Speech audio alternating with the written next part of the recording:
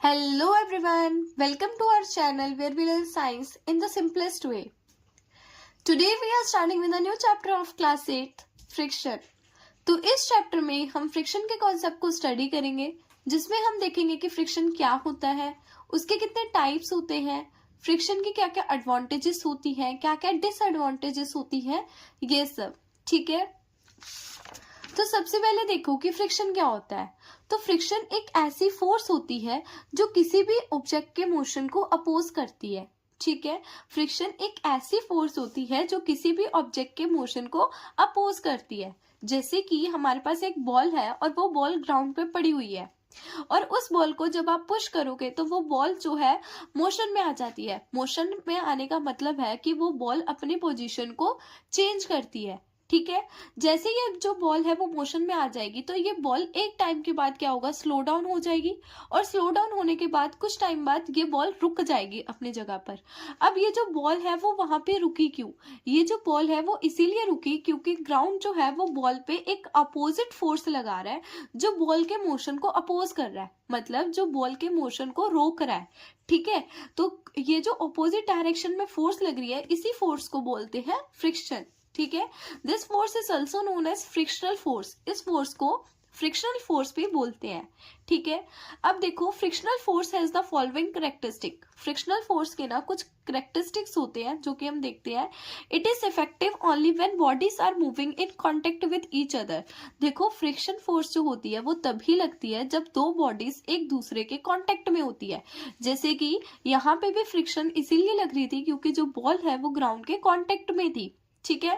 Friction always opposes the motion of the body and tries to bring it to rest. Friction हमेशा body के motion को oppose करती है और वो ट्राई करती है. फ्रिक्शन मतलब वो क्या करती है, ऑब्जेक्ट को रेस्ट पे लाती है.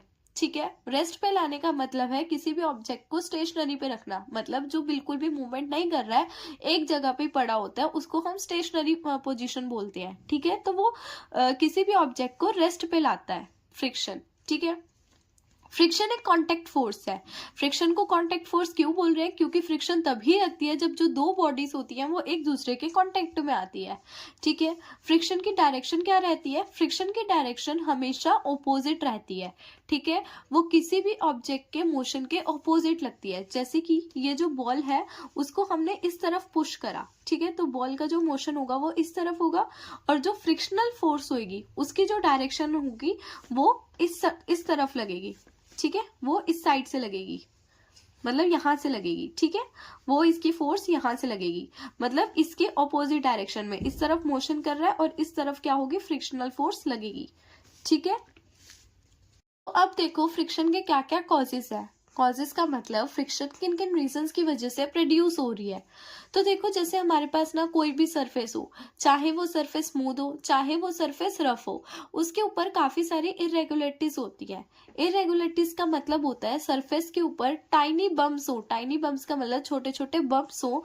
ऐसे छोटे छोटे बम्स हो मतलब जो सरफेस है वो थोड़ा उबड़ खाबड़ हो. ठीक है. अब देखो उन इरेगुलरिटीज के इंटरलॉक होने की वजह से फ्रिक्शन प्रोड्यूस होती है. जैसे कि हमारे पास एक टेबल है. ठीक है. अब जो टेबल का सरफेस है वो भी इरेगुलर होगा थोड़ा सा. ठीक है. और हमने टेबल के ऊपर एक बुक रखी हुई है. अब बुक का सरफेस भी क्या होता है, रफ होता है. तो इनकी ये जो इरेगुलरिटीज है ना, इनकी ये जो इरेगुलरिटीज है वो आपस में इंटरलॉक कर जाती है. ठीक है. जैसे मान लो मैंने इस बुक को पुश करा, मैंने इस बुक को इस तरफ पुश करा और इस तरफ इसकी फ्रिक्शनल फोर्स लगी. अब इन इरेगुलरिटीज की इंटरलॉकिंग होने की वजह से यहाँ पे फ्रिक्शन प्रोड्यूस हो रही है. मतलब इस साइड जो ऑपोजिट में फोर्स लगी है ना, वो क्यों लगी है, वो इसीलिए लगी है क्योंकि यहाँ पे इन दोनों इरेगुलरिटीज की क्या हो रखी है, इंटरलॉकिंग हो रखी है. इसी वजह से यहाँ पे फ्रिक्शन फोर्स प्रोड्यूस हुई. ठीक है. अब देखो सरफेस जितना रफ होगा उतनी वहां पे ज्यादा इरेगुलरिटीज होगी और जितना स्मूथ सरफेस होगा वहां पे इरेगुलरिटीज तो होंगी लेकिन वहां पे कम इरेगुलरिटीज होंगी. ठीक है. चाहे तो सरफेस स्मूथ हो, स्मूथ पे भी इरेगुलरिटीज होंगी बट वहां पे कम होगी, और रफ सरफेस होगा तो वहां पे ज्यादा इरेगुलरिटीज होंगी. ठीक है. अब देखो फैक्टर्स अफेक्टिंग फ्रिक्शन, मतलब फ्रिक्शन किन किन फैक्टर से अफेक्ट करती है. जैसे कि सबसे पहला है नेचर ऑफ सरफेस. सरफेस का नेचर कैसा होना चाहिए. देखो अगर तो स्मूथ सरफेस है तो वहां पे फ्रिक्शन कम लगेगी. ठीक है, मतलब अगर सरफेस जो है एकदम पूरा स्मूथ है तो वहां पे इरेगुलरिटीज कम होएगी। अब वहां पे इरेगुलरिटीज कम होएगी तो वहां पे ऑब्वियसली बात है इंटरलॉकिंग वहां पे कम होएगी। ठीक है, तो इसी वजह से फ्रिक्शन वहां पे कम लगेगी और रफ सरफेस में ज्यादा फ्रिक्शन लगेगी। ठीक है, उसके बाद force pressing the two surface.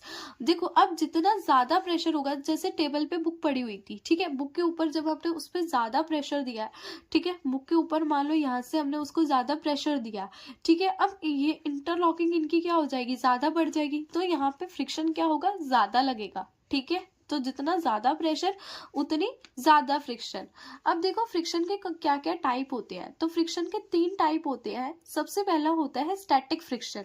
Static friction का मतलब होता है जो स्टेशनरी ऑब्जेक्ट्स पे लगता है। स्टेशनरी ऑब्जेक्ट्स का मतलब क्या होता है, जो ऑब्जेक्ट्स रेस्ट पे होते हैं। ठीक है, उसके बाद नेक्स्ट आता है स्लाइडिंग फ्रिक्शन। स्लाइडिंग फ्रिक्शन का मतलब होता है जिन ऑब्जेक्ट को हम स्लाइड करते हैं तब वहां पे जो फ्रिक्शन लगती है उसको हम बोलते हैं स्लाइडिंग फ्रिक्शन। ठीक है, उसके बाद आता है रोलिंग फ्रिक्शन। मतलब अगर कोई ऑब्जेक्ट है वो सरफेस के ऊपर रोल कर रहा होता है तब वहां पे जो फ्रिक्शन लगती है उसको बोलते हैं रोलिंग फ्रिक्शन। ठीक है, तो देखो जैसे तरीके का जो ऑब्जेक्ट है वो मोशन कर रहा है वैसे तरीके का यहाँ पे फ्रिक्शन के नाम है। ठीक है, अगर वो स्लाइडिंग मोशन कर रहा है तो वहां पे स्लाइडिंग फ्रिक्शन लग रही है, रोलिंग मोशन कर रहा है तो वहां पे रोलिंग फ्रिक्शन लग रही है। ठीक है, तो अब हम सबसे पहले देखते हैं स्टेशनरी फ्रिक्शन क्या होती है।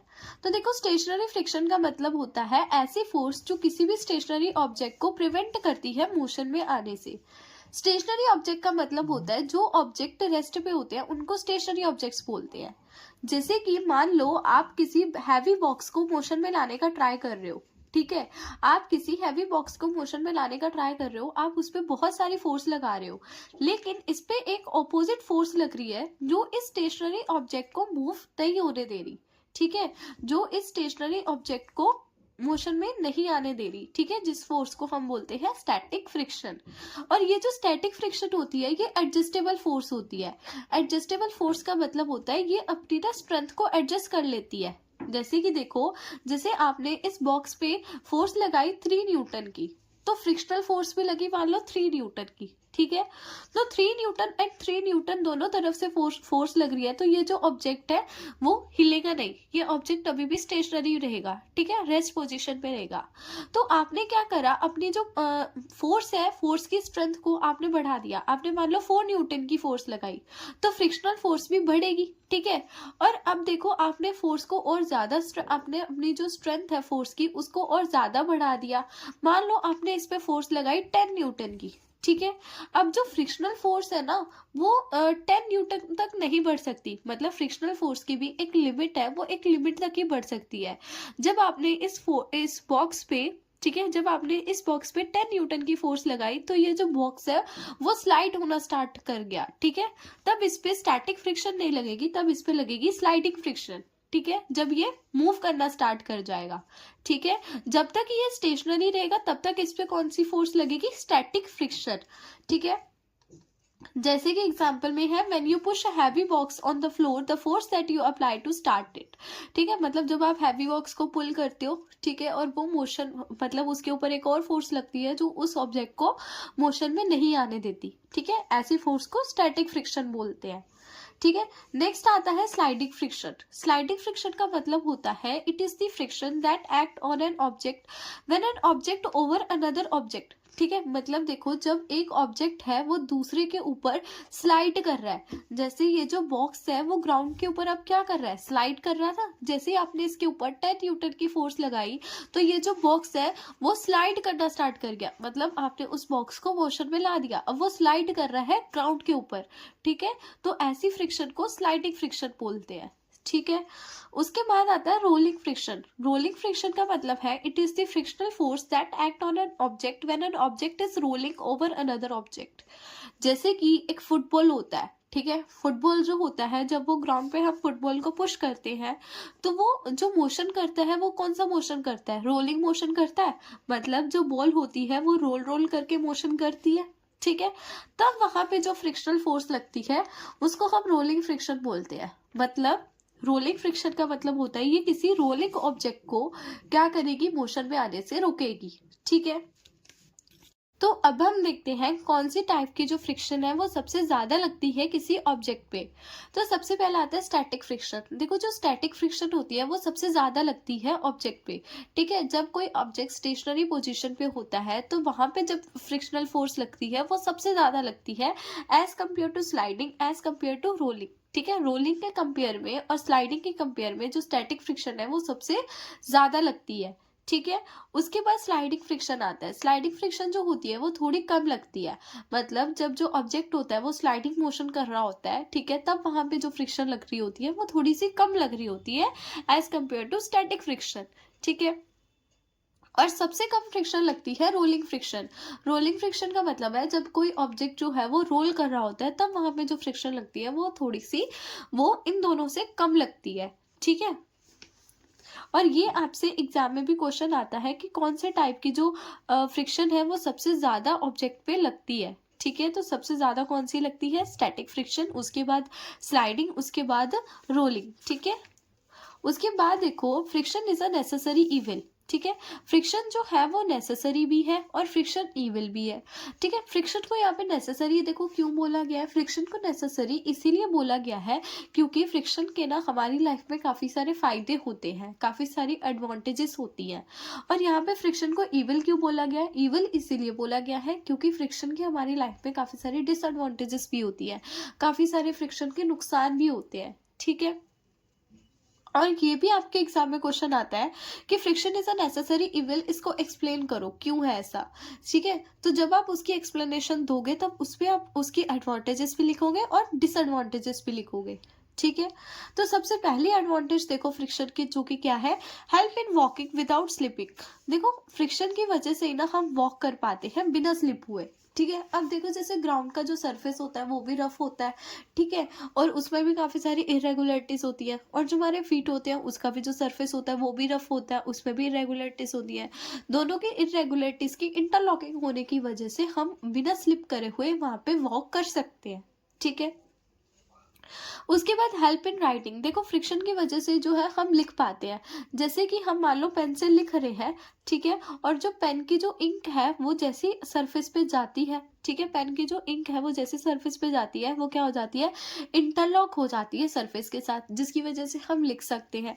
ठीक है, हम ऑब्जेक्ट्स को होल्ड भी करके रख सकते हैं। अब देखो जैसे मान लो अब मैंने इस पेंसिल को होल्ड करके रखा हुआ है, अब मैंने इस पेंसिल को होल्ड क्यों करके रखा हुआ है? क्योंकि यहाँ पे भी फ्रिक्शन लग रही है।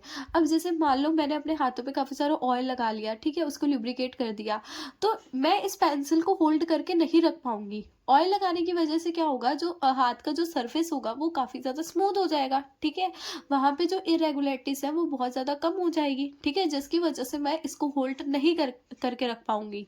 ठीक है, तो अभी क्या है, जो हाथ का सरफेस है वो काफी ज्यादा रफ है, पेंसिल का सरफेस भी रफ है, इसी वजह से मैंने इसको अभी तक होल्ड करके रखा हुआ है। ठीक है, किसकी वजह से? फ्रिक्शन की वजह से। Friction help to stop vehicle using brake. देखो फ्रिक्शन की वजह से अगर जो व्हीकल है वो चल रही होती है और जैसे व्हीकल को ब्रेक लगाते हैं तो फ्रिक्शन की वजह से वो जो व्हीकल होती है वो रुक जाती है। ठीक है, उसके बाद देखो फ्रिक्शन के क्या क्या डिसएडवांटेजेस होती है। Causes wear and tear of shoe soles, machine parts etcetera. देखो फ्रिक्शन की वजह से क्या होते हैं, जो शू के सोल्स होते हैं, शू के सोल्स का होने का मतलब है जो शू होता है ना उसके जो नीचे का सरफेस होता है उसको सोल्स बोलते हैं। तो वो जो सोल्स होते हैं ना वो फ्रिक्शन की वजह से घिस जाते हैं। ठीक है, जो मशीन के जो पार्ट्स होते हैं वो भी फ्रिक्शन की वजह से घिस जाते हैं। ठीक है, produce unwanted heat hence waste a lot of energy. और जो देखो फ्रिक्शन की वजह से आपने देखा भी होगा जब कोई दो सरफेस जो होते हैं उन पे जब फ्रिक्शन लगती है, जब दो सरफेस आपस में एक दूसरे के कांटेक्ट में आते हैं उन पे जब फ्रिक्शन लगती है तो वो हीट प्रोड्यूस करते हैं जो कि अनवांटेड हीट होती है। ठीक है, अब देखो हीट क्या होती है? एक टाइप की एनर्जी होती है, तो अनवांटेड हीट प्रोड्यूस होगी तो एनर्जी का क्या होगा? वेस्टेज होगा। ठीक है, friction slow down the motion. Friction किसी भी मोशन को स्लो डाउन कर देती है। जैसे कि अब जो बॉल थी, बॉल जो है वो रोल कर रही है, ठीक है, तो बॉल पे क्या लग रही है? फ्रिक्शन लग रही है, जिस वजह से जो बॉल का मोशन है वो क्या हो जाएगा? रुक जाएगा। ठीक है, friction reduces the efficiency of machine. Friction machines की एफिशिएंसी को क्या कर देती है? रिड्यूस कर देती है। जैसे कि यहाँ पे हमने देखा था कि जो फ्रिक्शन के जो फ्रिक्शन क्या कर देती है, वियर एंड टियर कर देती है मशीन पार्ट्स को भी। फ्रिक्शन की वजह से क्या होता है, जो मशीन के जो पार्ट्स होते हैं ना वो घिस जाते हैं, ठीक है। घिसने की वजह से क्या होता है, मशीन की जो एफिशिएंसी होती है वो क्या हो जाती है, रिड्यूस हो जाती है, ठीक है। अब देखो मेथड ऑफ इंक्रीजिंग फ्रिक्शन, मतलब ऐसे कौन कौन से मेथड है जिससे हम फ्रिक्शन को इंक्रीज कर सकते हैं। तो देखो इंक्रीज करने के लिए हमें क्या करना पड़ेगा, अगर कोई भी सरफेस है तो वो उसको हमें स्मूथ बनाना पड़ेगा, कोई भी सरफेस है उसको हमें रफ बनाना पड़ेगा, ठीक है। जब हम उसको रफ बना देंगे तब उस पर फ्रिक्शन जो होगी वो इंक्रीज हो जाएगी, ठीक है। And method of decreasing friction में क्या होगा, जब कोई भी सरफेस है अगर उसको हम बहुत ज्यादा स्मूथ बना देंगे तो उस पर जो फ्रिक्शन होगी वो कम लगेगी, है ना। हाँ, तो देखो अगर हमें फ्रिक्शन को इंक्रीज करना है तो हमें क्या करना पड़ेगा, सबसे पहले रफनेस को इंक्रीज करना पड़ेगा। जैसे कि आपने अपने शू के सोल्स में देखा होगा, जो शू के सोल्स होते हैं उस पे काफी सारी ऐसे लाइंस बनी होती है, उस पे स्पाइक्स होती है ना। शू के सोल्स पे काफी स्पाइक्स होती है, लाइंस बनी हुई होती है। अब वो लाइंस और स्पाइक्स शू के सोल्स पे इसीलिए बनी हुई होती है ताकि फ्रिक्शन जो है वहां पे ज्यादा बढ़ जाए। अगर जो शू का जो सोल है अगर वो स्मूथ रहेगा तो आप चल नहीं पाओगे, आप वहां पे क्या करोगे, स्लिप हो जाओगे, ठीक है। शू के सोल्स की वजह से आप वहां पे स्लिप हो जाओगे। तो इसीलिए वहां पे लाइंस वगैरह बनाई जाती है, काफी सारी स्पाइक्स बनाई जाती है जिससे फ्रिक्शन जो है वो इंक्रीज हो जाए, ठीक है। मतलब शू के सोल का जो सरफेस है उसको रफ बनाया जाता है ताकि वहां पे जो इस फ्रिक्शन है वो इंक्रीज हो जाए और आप आराम से चल पाओ, ठीक है। बाय यूजिंग सॉइल, अब आप किसी भी सरफेस पे जब आप सॉइल गिरा देते हो ना तब भी जो सरफेस है वो क्या हो जाता है, काफी ज्यादा रफ हो जाता है, ठीक है। और वहां पे फ्रिक्शन इंक्रीज हो जाती है। बाय यूजिंग ब्रेक पैड्स को यूज करके भी हम इंक्रीज कर सकते हैं फ्रिक्शन को। नेक्स्ट देखो जो कि है मेथड ऑफ डिक्रीजिंग फ्रिक्शन, मतलब हम फ्रिक्शन को डिक्रीज कैसे कर सकते हैं। देखो फ्रिक्शन को हम डिक्रीज कैसे कर सकते हैं, कोई भी सरफेस है उसको अगर हम स्मूथ बना देंगे तो फ्रिक्शन वहां पे क्या हो जाएगी, कम हो जाएगी, ठीक है। तो उसके लिए हम क्या करेंगे, ल्यूब्रिकेंट्स का यूज करेंगे। ल्यूब्रिकेंट्स का मतलब होता है मतलब किसी भी ऑयल का यूज करना या कोई ग्रीस का यूज करना। जैसे कि देखो जैसे आप मशीन चलाते हो, ठीक है, मशीन जो है वो सही से काम नहीं कर रही होती है तो आप उस पर क्या करते हो, ऑयल गिरा देते हो या थोड़ी सी ग्रीस लगा देते हो ताकि जो मशीन है वो स्मूथली वर्क करे, है ना। तो मतलब वहां पे आप उसको क्या करते हो, ल्यूब्रिकेट करते हो ताकि मशीन स्मूथली काम करे, ठीक है। और जब आप वहां पे ऑयल या ग्रीस लगाओगे ना तो वहां पे जो फ्रिक्शन होगी वो भी काफी ज्यादा कम हो जाएगी, ठीक है। और ल्यूब्रिकेंट्स की आपसे पेपर में डेफिनेशन भी पूछते हैं कि ल्यूब्रिकेंट्स होते क्या है, तो वो ल्यूब्रिकेंट्स वो सब्सटेंस होते हैं जो फ्रिक्शन को रिड्यूस करते हैं, ठीक है। जैसे ऑयल हो गया, ग्रीस हो गया, ये सारे, ठीक है। उसके बाद आते हैं बाय पॉलिशिंग, अगर आप किसी भी सरफेस को पॉलिश कर देते हो, पेंट कर देते हो, पॉलिश का मतलब होता है एकदम आप उसको स्मूथ कर देते हो, जैसे हमारा मिरर होता है ना एकदम पॉलिश्ड होता है, अगर आप किसी सरफेस को वैसा बना देते हो तो भी हमारी जो इरेगुलरिटीज होती है वो मिनिमम हो जाती है। देखो इरेगुलरिटीज जो होती है ना वो पूरे तरीके से जा ही नहीं सकती है, ठीक है। उसको हम कम जरूर कर सकते हैं लेकिन उसको हम पूरे तरीके से खत्म नहीं कर सकते, ठीक है। तो पॉली सरफेस के ऊपर क्या होगा, जो इरेगुलरिटीज होंगी वो काफी कम हो जाएंगी, ठीक है। यूजिंग बॉल बियरिंग्स, हम बॉल बियरिंग्स को भी यूज करके जो फ्रिक्शन को डिक्रीज कर सकते हैं, ठीक है। तो ये आपके इस चैप्टर का था लास्ट टॉपिक, इसी के साथ आपका चैप्टर होता है खत्म।